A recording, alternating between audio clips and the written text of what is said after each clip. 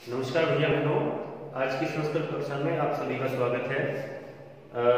पिछली कल की हमने कक्षा की थी उसमें हमने दीपोत्सव इस पाठ से अभ्यास कार्य के 2 प्रश्न किए थे, प्रश्नोत्तर और रिक्त स्थान यानी फिलअप्स।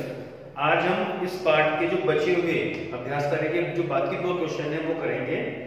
तो उसमें जो सबसे पहला क्वेश्चन है वो धातु रूप है। धातु ये क्रिया के रूप है। इन धातु रूपों में कौन सा लकार, कौन सा पुरुष और कौन सा वचन होता है ये हमें लिखना है। प्रश्न है अधोलिखित धातु पदानाम लकार पुरुष वचनम च लिखतु। ठीक है ना। जैसे मैंने आपको बताया धातु रूप है। भवती मतलब होता है, भवती मतलब होता है। भवती जो शब्द है वो भू धातु से बनता है और इसमें कौन सा लकार होता है? लट लकार। कौन सा लकार? लट लकार। ये लट लकार का रूप है और इसमें जो पुरुष होता है वो होता है प्रथम पुरुष।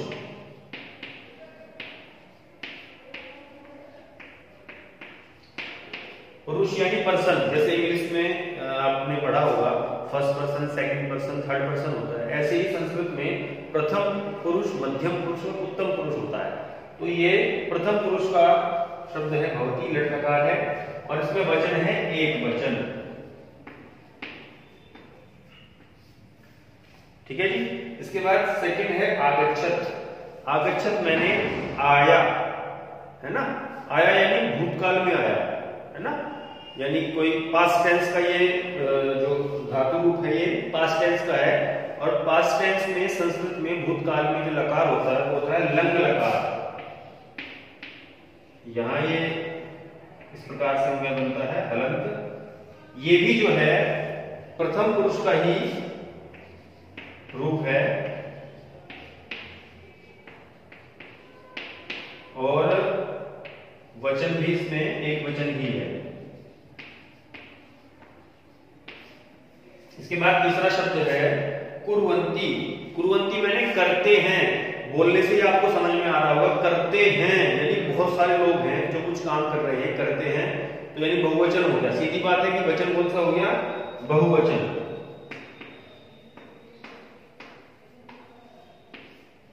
अब इसमें जो लकार है करते हैं यानी वर्तमान काल में प्रेजेंट टेंस में काम हो रहा है तो उसमें लट लकार होता है, कुर्वन्ति लट लकार। और इसमें जो पुरुष है वो है प्रथम पुरुष।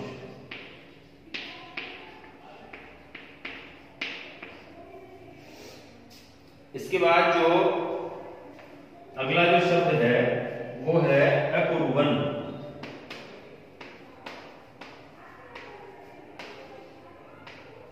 अकुर्वन मतलब जैसे कुर्वन्ति का अर्थ करते हैं यानी बहुत सारे लोग वर्तमान में भी काम कर रहे हैं, करते हैं या कर रहे हैं।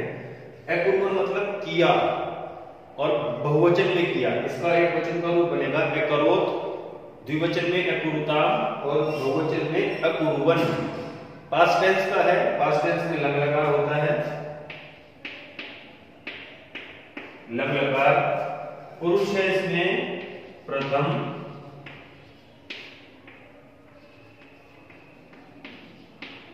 और वचन है बहुवचन।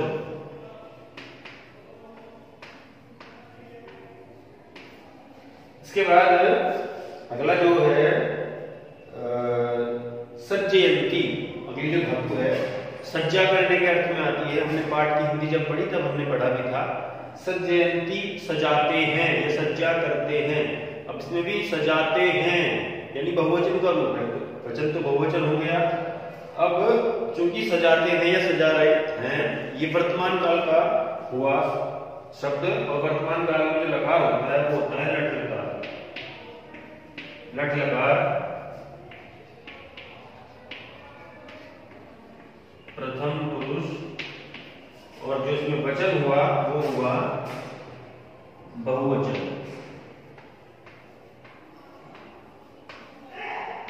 इसके बाद अगला शब्द है पश्यामः। देखते हैं। अब पश्यामः जो रूप बनते हैं जब आप शुरू से रूप बनाएंगे पश्यति, पश्यतः, पश्यन्ति, मध्यम पुरुष में पश्यसि, पश्यतः, पश्यतः और बहुवचन में जो रूप बनता है वो बनता है पश्यामि, पश्यावह और पश्यामः। ये पश्यामः जो है बहुवचन का रूप है। कौन से पुरुष का है? जो तीसरा पुरुष होता है हमारा, पहला प्रथम पुरुष, दूसरा मध्यम पुरुष और तीसरा होता है उत्तम पुरुष। और लकार कौन सा है? लट लकार, यानी वर्तमान काल में काम हो रहा है। लट लकार उत्तम पुरुष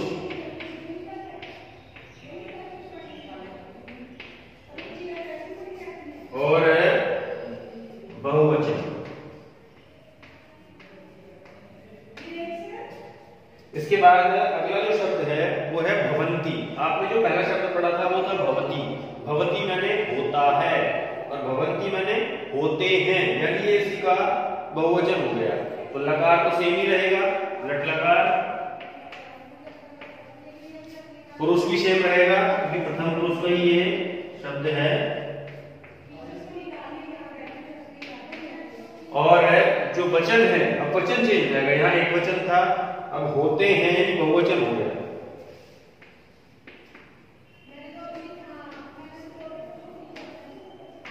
तो ये इस प्रकार से ये कुछ धातुएं दी गई हैं, इनके लकार कौन से होते हैं, इनमें पुरुष कौन सा होता है और इनमें वचन कौन सा होता है।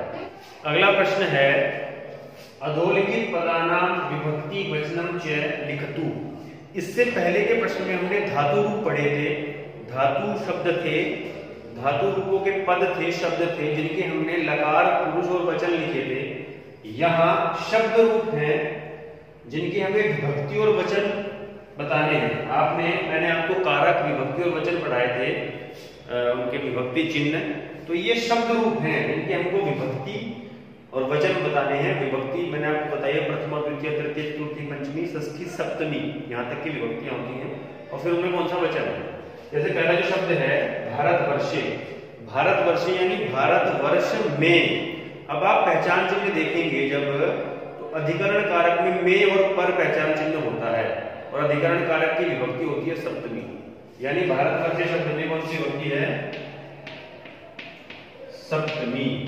और वचन कौन सा है? भारतवर्ष में एक ही भारत है ना, तो एक वचन।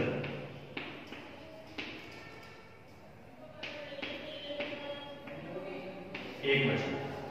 दूसरा शब्द है उत्सवः। रूप बनते हैं जब हम प्रारंभ में चला है प्रथम विभक्ति में। उत्सव, राम है, रामो रामः, यानी राम है एक नाम, रामो दो राम, रामः बहुत से राम, बहुवचन। तो उत्सव है उत्सवौ उत्सवः, यानी बहुत सारे उत्सव। तो पहली बात तो विभक्ति प्रथम हो गई और वचन हो गया बहुवचन, उत्सवः, बहुत सारे त्योहार। अगला जो शब्द है वो है प्रकाशस्य। प्रकाशस्य का अर्थ है प्रकाश का या प्रकाश के या प्रकाश की।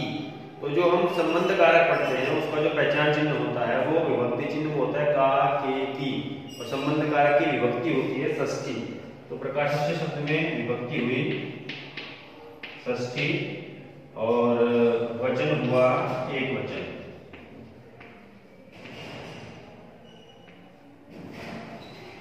इसके बाद है अयोध्याम। अयोध्याम में जो विभक्ति होती है वो होती है तृतीया। अयोध्याम का अयोध्या को, अयोध्या गए यानी अयोध्या को गए, है ना। तो तृतीय विभक्ति इसका पहचान चिन्ह होता है वो कर्म कारक में, उसकी जो विभक्ति होती है वो होती है द्वितीया। और द्वितीया का एक वचन है क्योंकि अयोध्या भी एक ही है, ना कि दो या ना कि बहुत सारे। तो अयोध्या में है वो द्वितीया का एक वचन। इसके बाद है जनः। जैसे मैंने आपको राम के रूप बताए, राम है, रामो रामः, या उत्सव है, उत्सव उत्सवः। उसी तरह जन है, जनौ जनः। जन है यानी एक मनुष्य, जनौ दो मनुष्य, और जनः यानी बहुत सारे मनुष्य। तो ये हुआ प्रथमा का बहुवचन।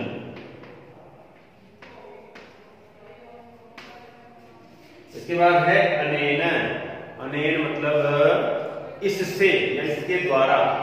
तो अनेन जो है वो तृतीय का रूप है, तृतीय विभक्ति का, और इसमें वचन होता है एक वचन। ठीक है जी। इसके बाद है उत्सवानाम। अब जैसे ये प्रकाशस्य है, प्रकाशस्य का जब बहुवचन का रूप बनाएंगे तो बनेगा प्रकाशानाम। ऐसे ही उत्सवस्य का जो षष्ठी विभक्ति है, ये इसका जो बहुवचन बनेगा उत्सवानाम, यानी विभक्ति तो षष्ठी हो गई और वचन यानी हो गया बहुवचन। उत्सवानाम यानी उत्सवों का, त्योहारों का।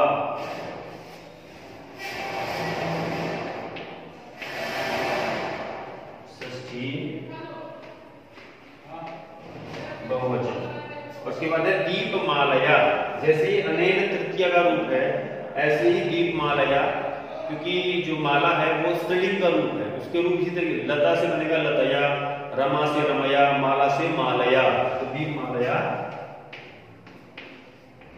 तृतीया विभक्ति का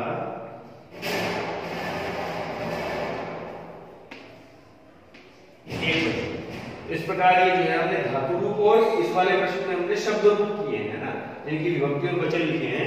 ये आज दोनों प्रश्न आपको अपने अभ्यास पुस्तिका में लिखने हैं, इन्हें याद करना है। यही आपका ये पाठ पूर्ण होता है और इसी के साथ इस वर्ष का आपका जो पाठ्यक्रम है वो भी कंप्लीट होता है। जो मैंने आपको एक एनुअल एग्जाम का जो सिलेबस भेजा है संस्कृत का, उसमें आप इसी पाठ तक का काम देख रहे हैं, इसके आगे नहीं आएगा। तो अब हम अगली कक्षा से रिवीजन स्टार्ट करेंगे। मैं आपको वर्कशीट भेजूंगा जो आपके एनुअल एग्जाम से रिलेटेड होगी, वो आपके लिए बहुत इंपॉर्टेंट होगी।